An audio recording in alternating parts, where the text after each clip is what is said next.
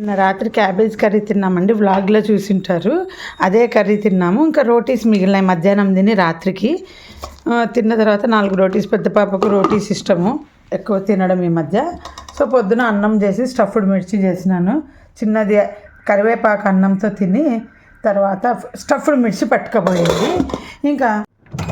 ఇంకా మా ఆయనకు కూడా ఇలా రాత్రి మిగిలిన అన్నము వేడి చేసి, నేను మా ఆయన రాత్రి మిగిలిన అన్నము ఇలా వేడి చేసుకొని తింటామన్నమాట. ఏది స్టఫ్డ్ మిర్చితోనే. అన్నీ నేను అందరికీ అలవాటు చేశానని చెప్తున్నా. ఇలా నీళ్లు పెడితే మైక్రోవేవ్లో అన్నము గట్టిగా అవ్వదు, సాఫ్ట్గా ఉంటుంది. ఇది మా పాప చెప్పింది. ఇంకా ఇప్పుడు మళ్ళీ బతువా పప్పు చేస్తాను. ఇంకా బతువా పప్పు చేసేసి అన్నం పెడితే ఆ మిగిలిన రోటీస్ ఉన్నాయి కదా, దాంతో పెద్ద పాప పప్పు రోటీ బ్రేక్ఫాస్ట్ చేసి అన్నం లంచ్ క్యారియర్ తీసుకెళ్తే అన్నం పప్పు.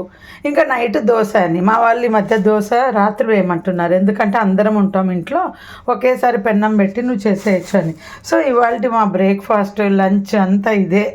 మీకు ఇక్కడ ఒకటి అర్థం అవ్వాలి ఏంటంటే, మేము మా పిల్లలకు చిన్నప్పుడే పగులు అన్నం తినడము నేర్పించినానండి.